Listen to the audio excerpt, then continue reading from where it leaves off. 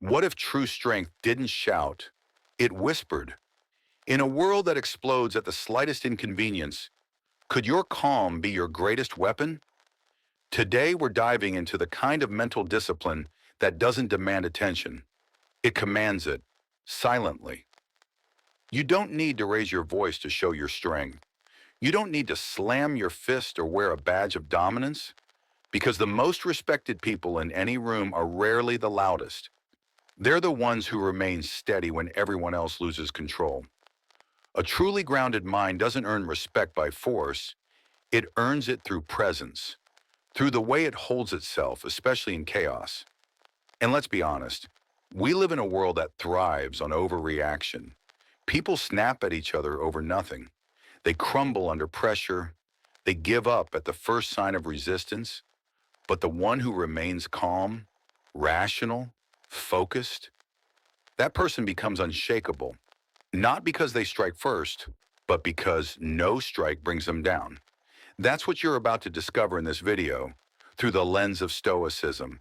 Now, don't worry, Stoicism isn't just dusty philosophy trapped in books. It's not some ancient code meant only for academics. It was lived by generals on battlefields, by emperors like Marcus Aurelius in times of war, plague, betrayal, and uncertainty, by everyday men and women who faced grief, pain, and injustice, and responded with grace and clarity. Stoicism teaches one essential truth. You cannot control the world, but you can control yourself. And when you do that consistently, you become a person who doesn't just survive hardship, but transforms through it. By the time you finish this video, you'll know how to develop a mind that's not only strong, but quietly intimidating. Because when you don't flinch, don't overreact, and don't fall apart, people sense it. You are not someone to be underestimated. Lesson 1. The mind shift that changes everything. Want a mind so strong it makes people stop and take notice? Then don't begin by powering up. Begin by letting go, specifically of the illusion that life is supposed to be easy. Most people suffer not because of what happens, but because they believe it shouldn't be happening. Think about it. How often do we get upset not because of reality itself, but because it didn't match our expectations? The first mental trap is this belief that life should go smoothly if you try hard enough. That effort guarantees ease, that doing your best should earn you comfort. But Stoicism offers a radically different truth. The world owes you nothing. It's not cruel, and it's not kind. It just is. So the shift begins here. Don't say, I wish the world were easier. Say, I will be stronger, no matter what comes. Because that's where change begins. Not out there, but inside. Look at the strongest people you know. Are they the ones who always win? Number, they're the ones who don't fall apart when they lose. They pause. They breathe. They choose their response. And that right there is the real difference. A resilient mind isn't built from positive affirmations stuck to a mirror. It's forged in silence, under pressure, during moments of collapse. It's built in the moment you want to quit, but you take one more step, and then another. Viktor Frankl, psychiatrist, Holocaust survivor, wrote about this from inside the depths of suffering most of us cannot imagine. He discovered something extraordinary. Even when everything is taken from you, one freedom remains, the freedom to choose your response. Sounds simple? It's not. It's one of the most important insights of the 20th century, because it moves control from the outside world back into your hands. Frankl didn't avoid suffering. He didn't pretend it didn't hurt. He transformed it. And in doing so, he not only survived, he survived with meaning. But here's the catch. To do that, you have to change how you see adversity. Most people treat pain like punishment. A Stoic sees it as a test, crafted specifically for the evolution of their mind. Think of your mind like a blade. Left untouched, it stays dull. But to become sharp, It must be met with resistance, hammered, fired, forged. No test, no edge. Have you noticed how those who've lived easy lives often overreact to small discomforts? While those who've walked through real suffering often carry a strange calm, it's not by accident, it's because their minds have been tested and trained. And speaking of training, the next step in this Stoic journey is to understand how to face the unexpected before it happens. Let's move to lesson 2, premeditatio malorum, the mental rehearsal that builds inner armor. Previously, we explored how real strength isn't something you're born with. It's forged in adversity.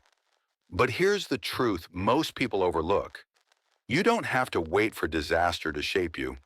You can start building mental resilience right now in the small, ordinary moments of daily life. How? It begins with one simple practice. Watch your reactions. Catch yourself when frustration rises. Ask, does this really matter? Is there another way to see this? If I follow this emotion, what will it cost me? These aren't just abstract questions. They're mental weapons, tools to sharpen your thinking and keep you from becoming a prisoner of your own impulses. Here's the next hard truth. Stop believing that failure is a flaw. Start seeing it as your first training ground, because you can't learn patience when everything arrives on time. You can't discover your resolve if you're never challenged. You can't build inner strength if you've never stood alone, in silence, with no one clapping for you. A strong mind isn't a gift. It's a discipline. Truly resilient people don't go around proving how tough they are. They don't say, I'm fine to convince others. They are fine because they fought the invisible battles within and learned how to win quietly. That's the kind of strength that unsettles others, not because it's loud or aggressive, but because it silently reveals the instability in them.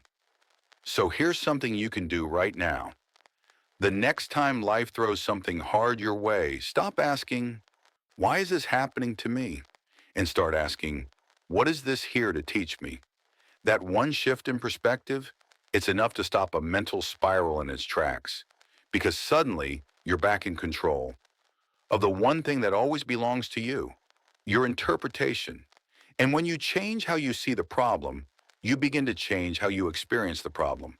Not because the world changed, but because you did. A strong mind doesn't need armor. It doesn't need praise. It doesn't seek dominance. It's calm, focused, steady. And that steadiness, it makes people pay attention because you can't defeat someone who has nothing to prove. That kind of mental clarity isn't flashy, but it's unshakable because it doesn't come from external success. It comes from within.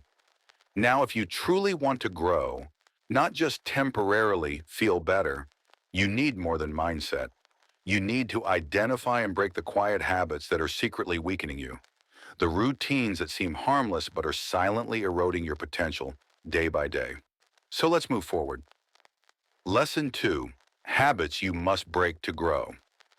Every day we repeat tiny behaviors without questioning them, and yet we wonder, why am I still stuck in the same place?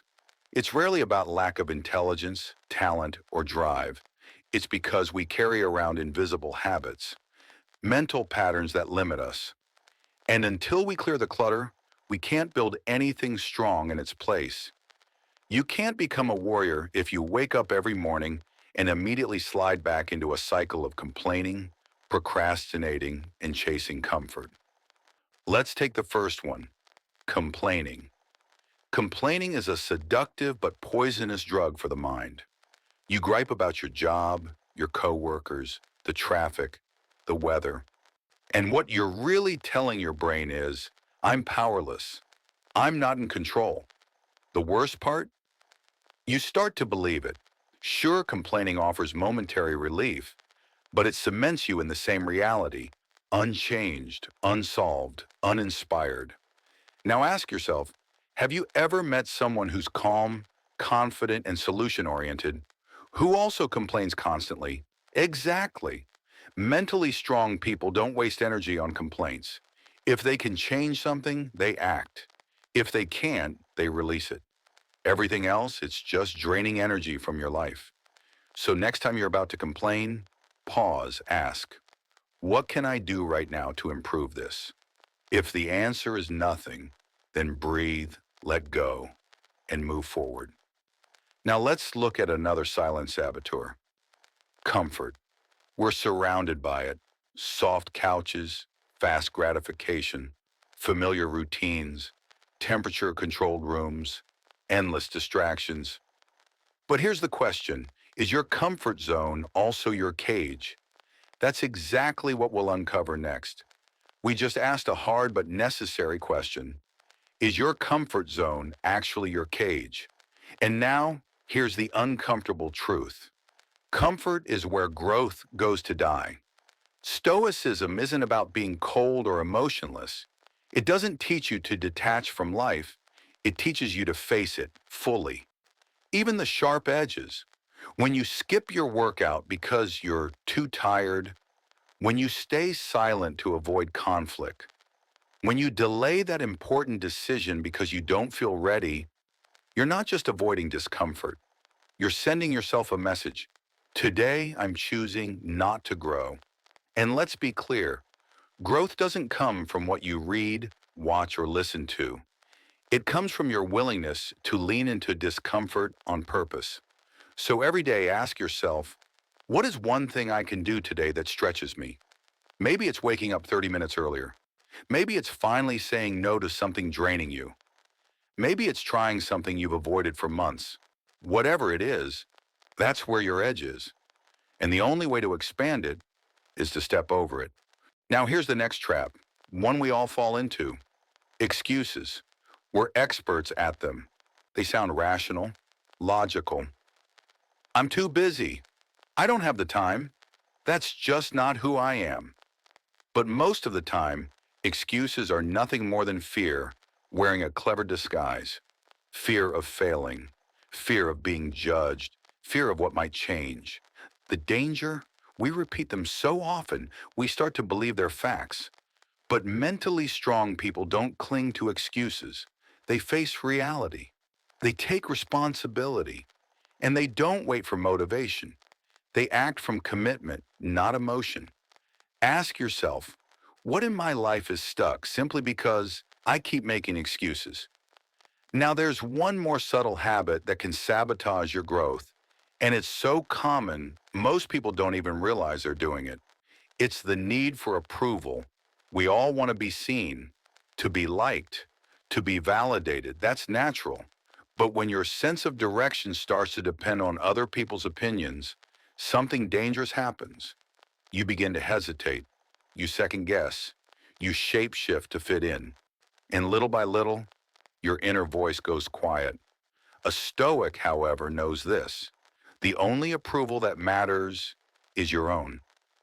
Epictetus said it best. If you want to improve, be content to be thought foolish and stupid. Let that sink in. When you no longer need to be applauded, understood, or accepted, you are finally free. Here's a surprise. Letting go of these habits, complaining, excuses, the need for comfort and validation, won't leave you empty. It will make you lighter, like cutting sandbags off a rising hot air balloon. You don't need more. You need less. Less noise, less justification, less chasing, less approval seeking. And in that quiet space, you'll finally meet someone you've never fully known before. Yourself. Calm, clear, unshakable. Now pause for a moment, just one breath. Close your eyes if you can. Ask yourself, am I nurturing my mind each day or sabotaging it? What's the one habit I keep repeating that I know is holding me back? You don't need to fix everything today. You don't need to rewrite your life overnight. But you can start with one habit, just one. Stop it. Not with overthinking or endless promises. Just stop. Because every small act of discipline is like a hammer blow against the wall, separating you from your potential. And one day you won't have to act like you're strong. You will be. And once you've cleared the clutter, once you've torn down the mental junk that's weighed you down, you're ready to build, to shift from avoiding the bad to practicing the good. Which brings us to the next step. Lesson 3, daily practices for inner strength. After clearing outdated beliefs, shedding self-sabotaging habits, and letting go of the crutches you once leaned on, you're now standing on bare ground. But that's not emptiness. That's the beginning. In the last chapter, we stripped away the false layers, excuses, comfort, approval seeking, and now you stand on something rare, bare, honest ground. There's nothing left to cling to, but also nothing left to hold you back. This isn't emptiness. It's not a void to fear. It's an opportunity. It's the raw beginning, the place where you don't just survive the day, you build a stronghold for your mind. And every brick you lay from this point forward isn't just made of theory or knowledge. It's made of action, repeated, steady, real. Because Stoicism was never meant to be a philosophy tucked neatly in books. It's not something you learn, it's something you live. And the only way to live it, you practice it daily. Strangely, most people think of mental strength as something mystical, like it's a trait you're either born with or not. But the Stoics knew better. They saw the mind for what it really is, a construction site. You build it like you'd build anything worth keeping, brick by brick, beam by beam, through discipline, through willpower, through small, consistent choices that look insignificant on the surface, but shape everything over time. Take something as simple as a cold shower in the morning. It doesn't make you a hero, but it is your first test of the day. Will you choose discomfort to regain control of your will? Or will you slip back into the warmth of habit and let comfort decide for you? Then there's movement, another form of discipline that's often overlooked. A weak body can barely carry a strong mind. The ancient Stoics, like the Romans, understood this clearly. The body is an instrument of the will. When you lift weights, when you run, when you push through that last rep, you're not just sculpting your physique. You're building grit, consistency, and above all, self-respect. Because when no one's watching, when it's raining, when you're tired and sore, and you still do what you said you would, you prove something powerful to yourself. I keep my word to me. Now ask yourself honestly, when was the last time you broke a promise to yourself? And how many times before that? But discipline isn't only about intensity, it's also about depth. The strongest minds aren't loud. They're grounded in stillness. A true Stoic carves out time every single day to disconnect from the noise and reconnect with themselves. You might call it meditation, stillness, breathwork, reflection. The name doesn't matter, the practice does. Because let's be real, no one can control their emotions if they've never taken the time to observe them. When the world turns loud, when chaos surrounds you, the only thing that keeps you from being swept away is this, inner training. And then there's the practice most people avoid, choosing to challenge yourself daily, not for applause, not to prove anything, but to sharpen your edge. Wake up when the alarm rings. Don't hit snooze. Send the uncomfortable message. Say no when your boundaries are being tested.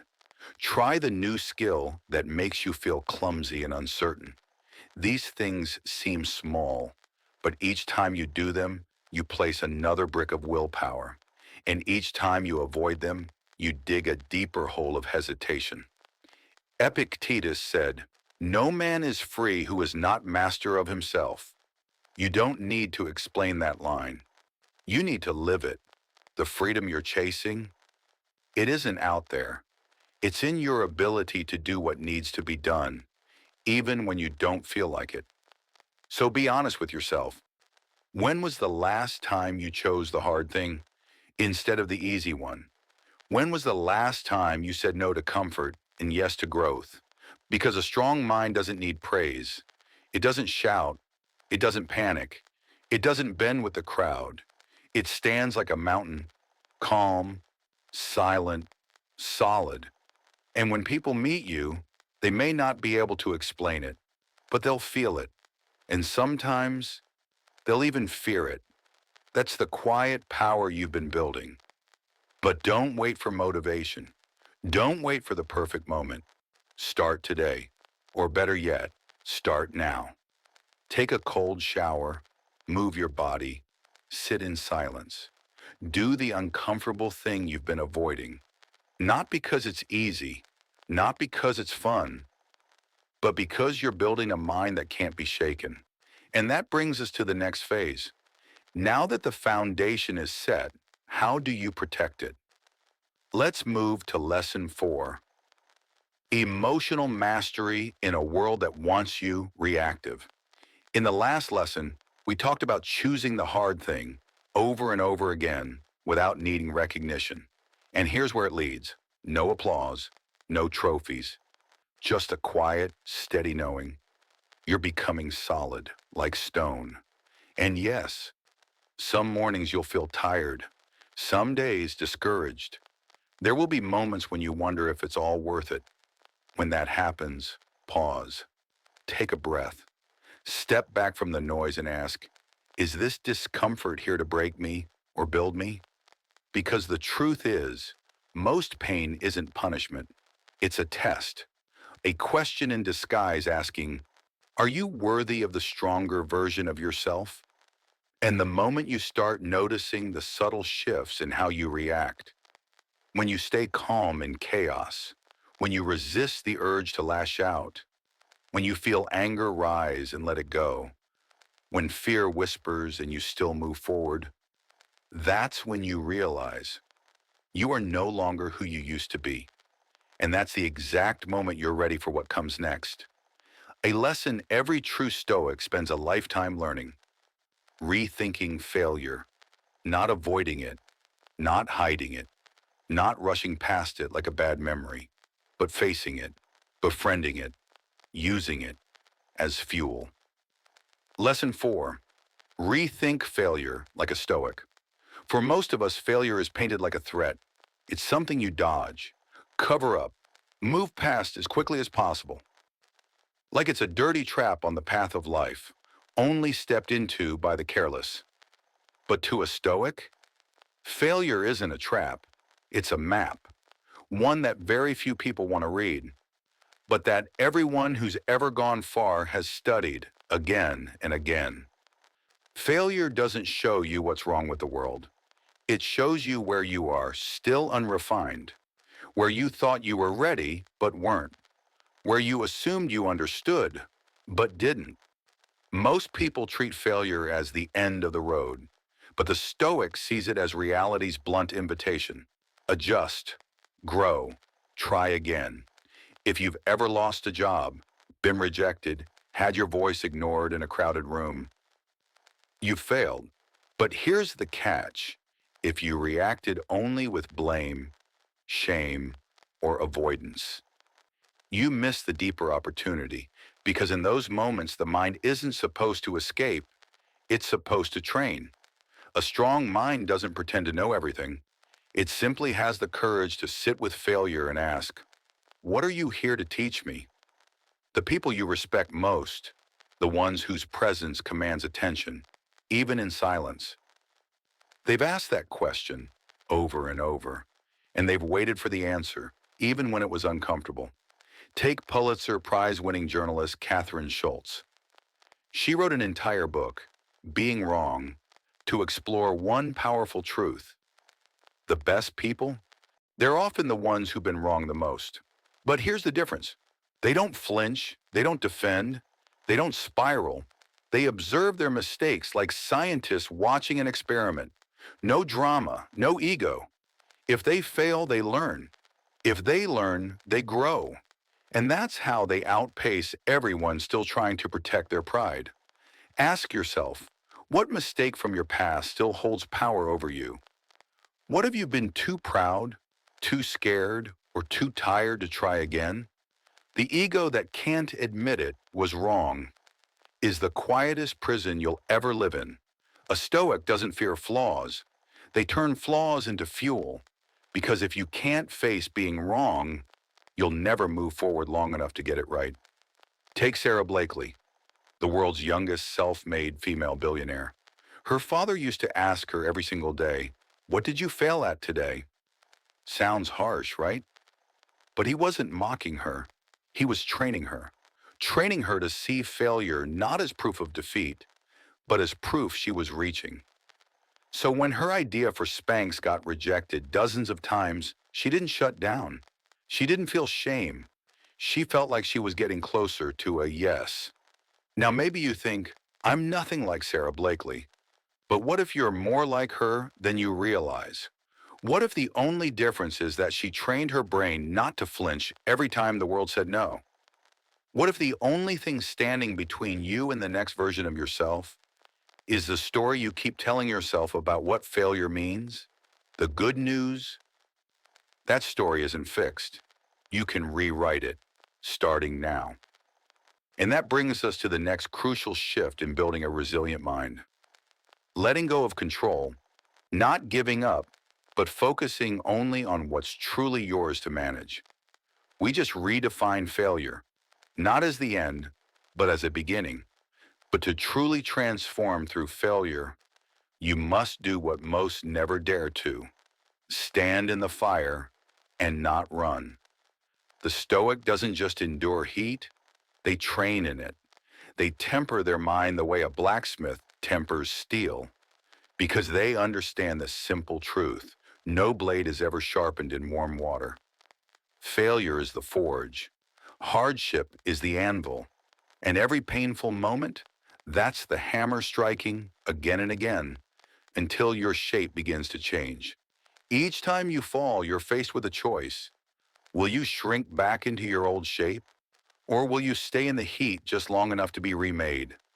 Epictetus said it best: difficulties show men what they are, not success, not applause, not admiration, but pain, loss, disappointment. Because only hardship has the power to strip you to the core. And only when you're willing to stare at what remains, without flinching, can you truly begin to rebuild. But here's the real issue. No one teaches us how to fail well. We're taught how to win, how to impress, how to get ahead. But we're rarely shown how to endure defeat without losing ourselves. Who teaches you how to watch someone you love walk away and not let it shatter your self-worth? Who explains how to look at a failed report card, a broken business, or an unanswered message without deciding that you are broken? Most people numb themselves. They run from the discomfort. They cover it up with distractions, fake positivity, or blame. But a Stoic? A Stoic doesn't numb. They feel deeply, but they refuse to drown in those feelings. They stand in the fire, they stay awake through it, and they grow from the heat. So if you want to build a mind so solid it makes others think twice before doubting you, start at your weakest point. The failure you're still afraid to revisit, the memory you avoid, the wound you haven't cleaned. Write it down. Look at it. Not with judgment, with curiosity. Learn from it. And the next time failure comes knocking, don't pretend you're not home. Don't run. Don't distract. Open the door. Pour it a quiet cup of tea and ask, what are you here to teach me this time? If you've made it this far, if you're still here reading, thinking, breathing, then this isn't just a motivational speech to you. This is a return to fire, and you're still standing. We're not here to comfort you. We're here to remind you. There's something inside you that hasn't been awakened yet. And guess what holds the key? Failure. If this helped you see it differently, pause. Let that land. You're already changing, but don't go anywhere, Because what comes next doesn't repeat these ideas, it deepens them. These next lessons? They're the final hammer blows in the forge that will shape an unshakable mind. No one can do this work for you, but if you commit to it, the world will feel your presence before you say a word. Now it's time to master something even more difficult than failure itself, your emotions. Lesson 5. Master your emotions under fire. Think back for a moment. When was the last time someone hurt you? Maybe it was a sarcastic remark, a cutting comment, a dismissive glance in a meeting. What did you feel in that instant? Did your heart race? Did your breath tighten? Did you feel a wave of heat rising to your face, ready to snap? That reaction is human, it's instinctive. But here's the question. Is it always necessary? Emotions are like steam inside a pressure cooker. If you open the lid too soon, it blasts out, scalding everything around it. But if you manage the heat, you cook a nourishing meal, you create something powerful without burning yourself or others. The problem is never the cooker. It's how you control the flame. Stoicism doesn't ask you to be cold or detached. It asks one simple thing. Is this emotion worth the cost of your peace? Is it worth losing sleep over a nasty comment online? Worth slamming the table because someone disagreed with you? Worth sulking all day because of one dismissive look? Emotions aren't your enemy. They're messages. Messages that deserve attention. But not the steering wheel. And learning how to listen without losing control? That's where we're headed next. In the last lesson, we explored how emotions aren't the enemy. They're messengers. Now comes the discipline, choosing how to read them instead of being ruled by them. Yes, emotions rise, they surge, but you can train your response. You can observe instead of obey. You can hold your ground. Let me give you a real-world example. A candidate walks into a job interview. Their resume, solid, their experience, impressive. Something's off. Maybe they're a bit tense. Maybe the energy feels uncertain. The interviewer raises an eyebrow. There's a pause. In that moment, the candidate could have gone defensive. They could have rushed to over-explain. They could have let the anxiety show. Instead, they take a breath, smile calmly, and ask, could you share what concerns you might have? I'd love the chance to address them. Silence. Not the awkward kind, the respectful kind. No one expected that kind of centeredness. It wasn't just a good response, it was a signal. I don't panic. I stay composed. I don't rattle easily. People like that don't command respect by raising their voice. They do it by staying steady when everyone else expects tension. Marcus Aurelius said, you have power over your mind, not outside events. Realize this, and you will find strength.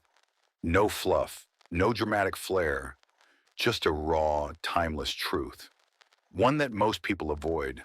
Because let's face it, if you really believed you had control over your own mind, then you'd lose every excuse for flying off the handle, for blaming others, for spiraling over someone else's behavior.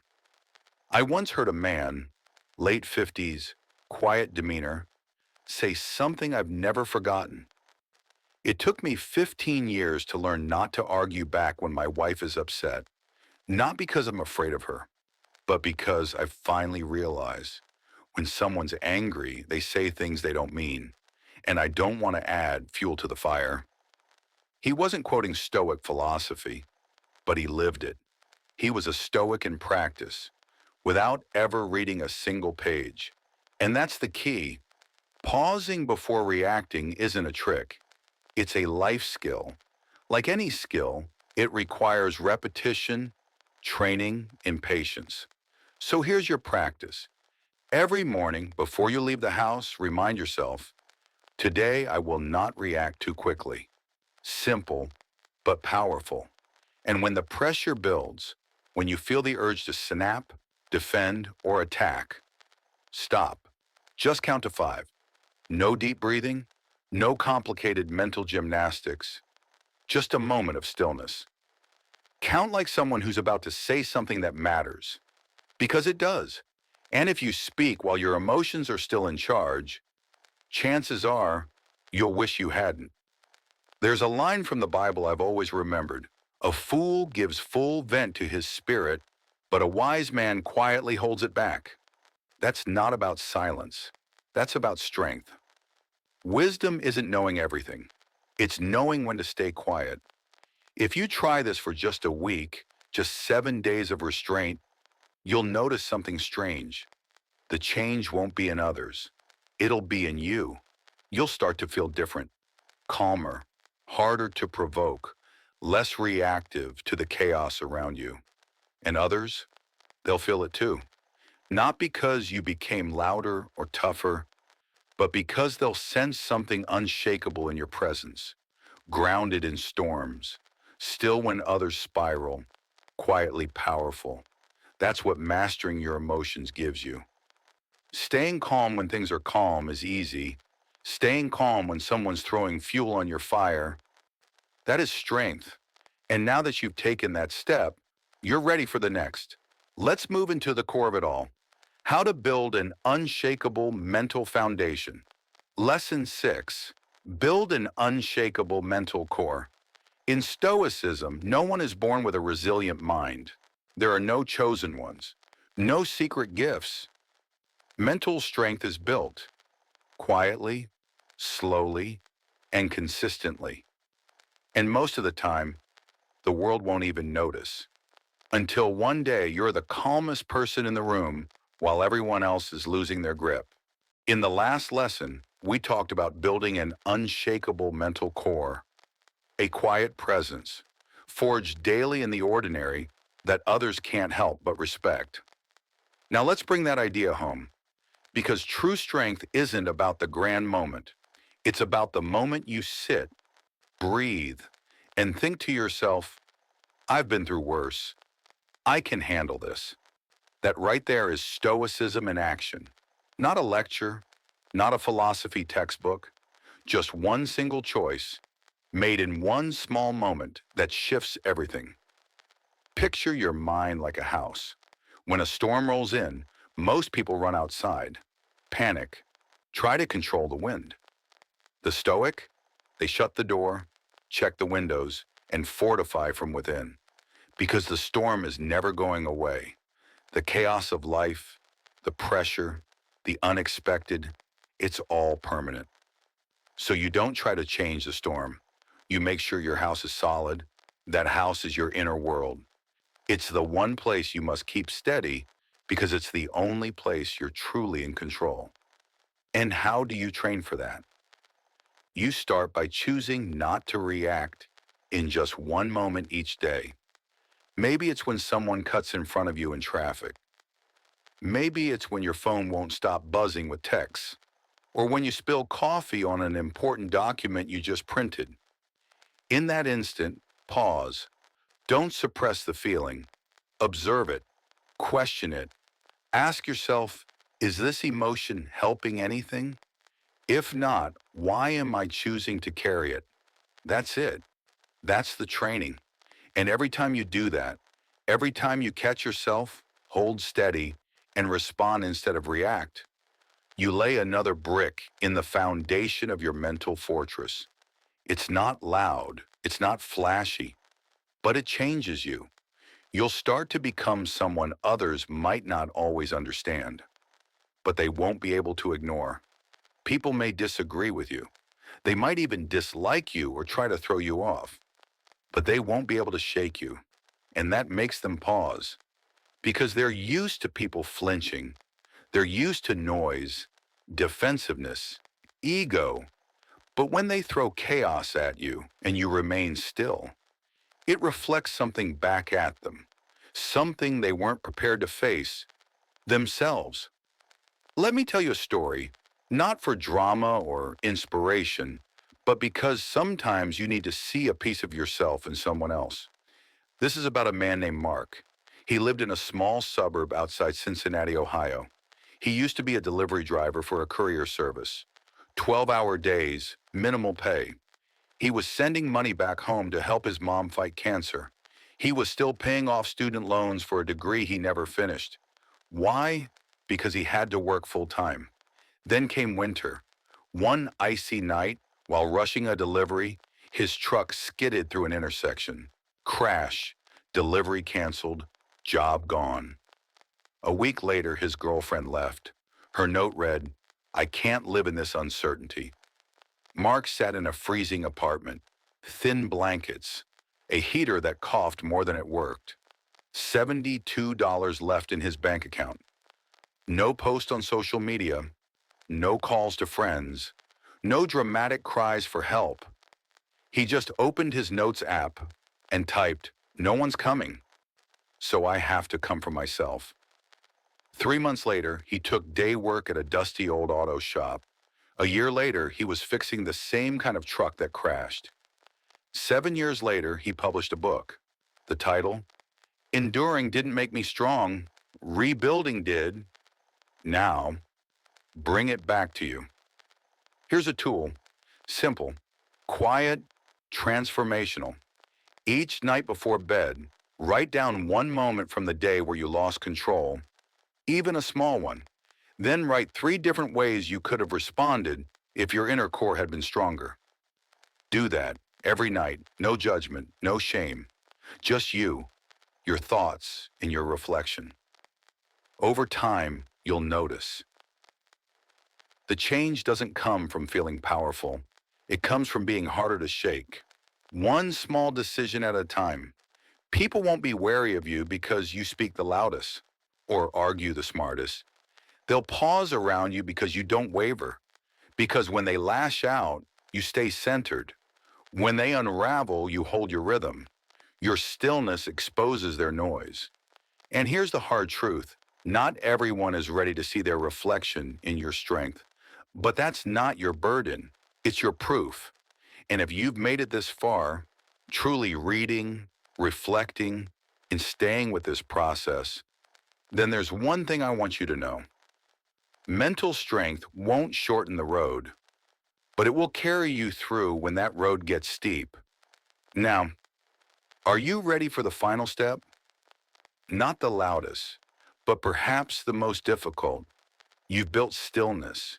You've trained for calm in the chaos.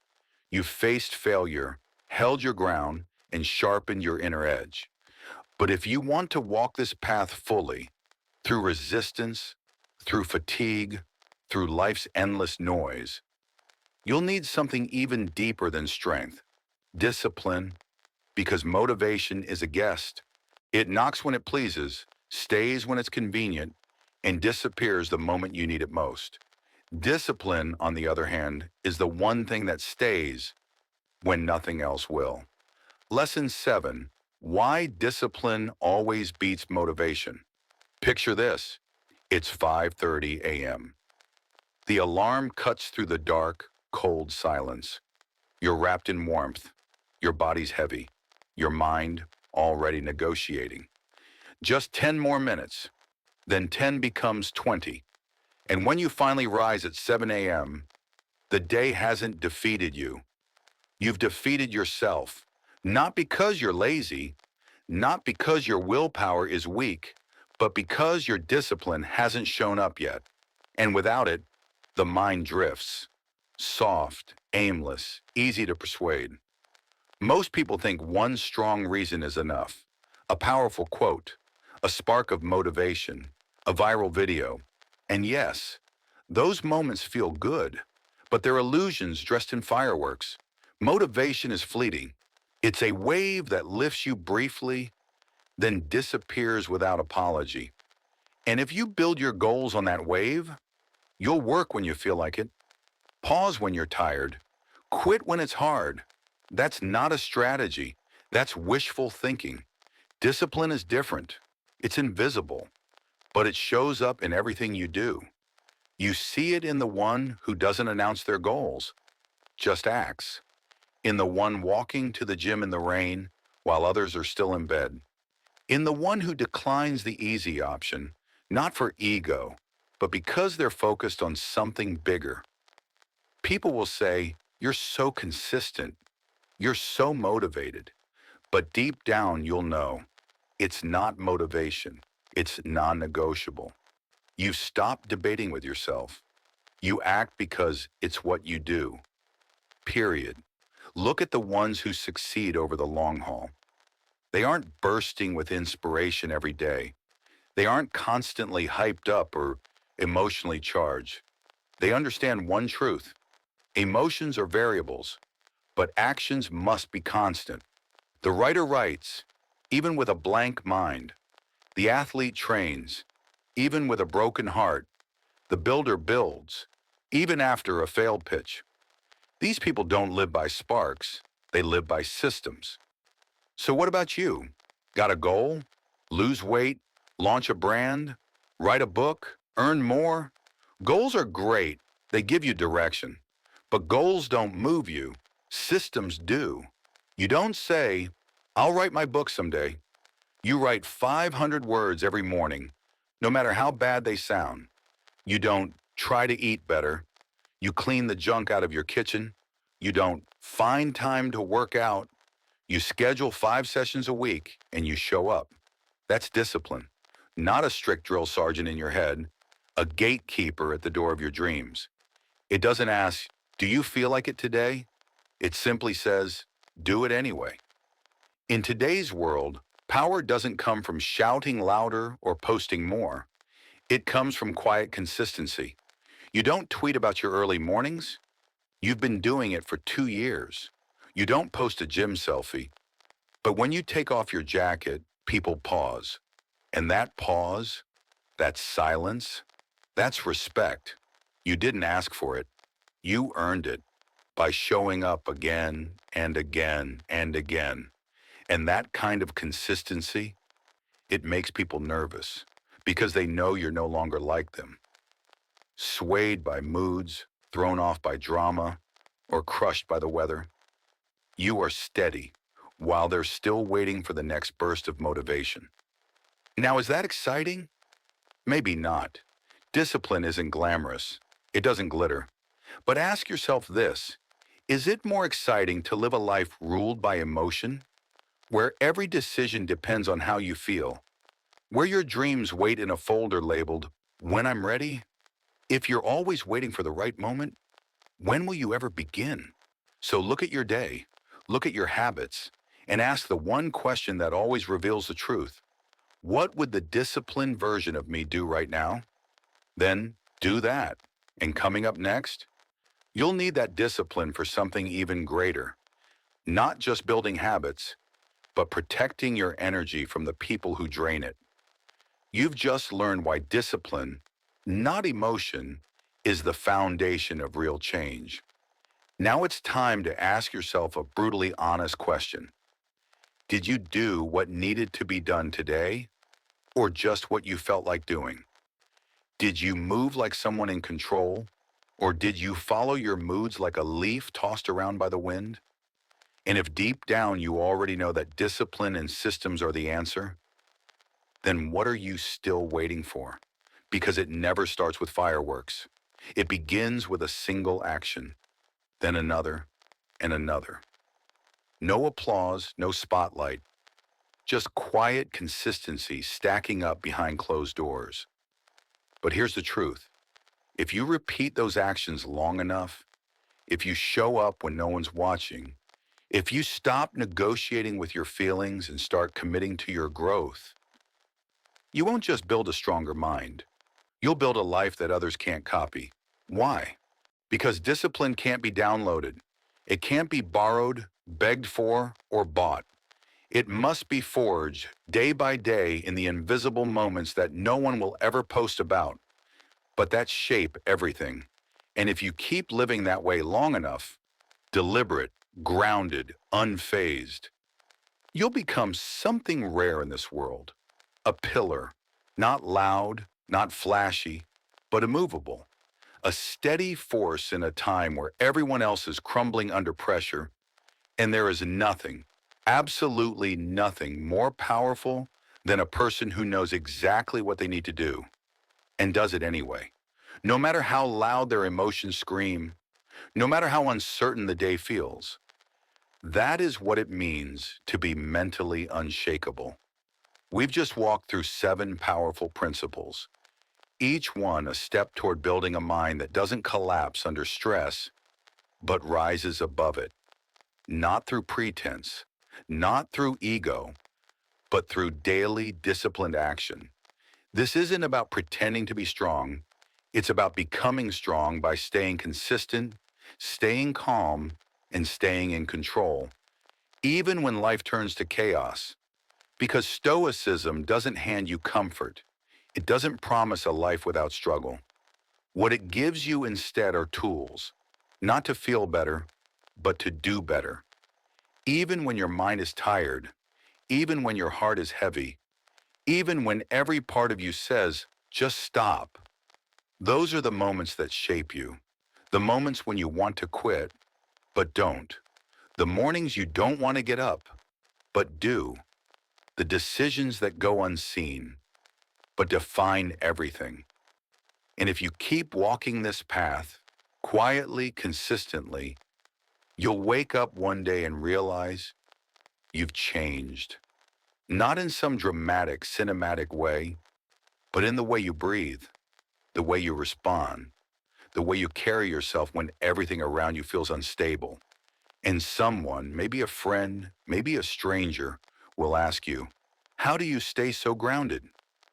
You'll smile, not out of pride, but because you'll know the truth. It wasn't luck. It wasn't magic. It was practice. Daily, quiet, invisible practice. And you chose it. So if anything in this video stirred something inside you, if even one idea landed in your gut like truth, drop a comment. Tell me your story. What are you working through? What habits are you breaking? What kind of strength are you trying to build? I read every one, and if this message resonates, if this path feels like your path, hit subscribe. This isn't the end of the journey. It's just the beginning. We're not done yet. There's more to learn, more to train, and more ways to rise.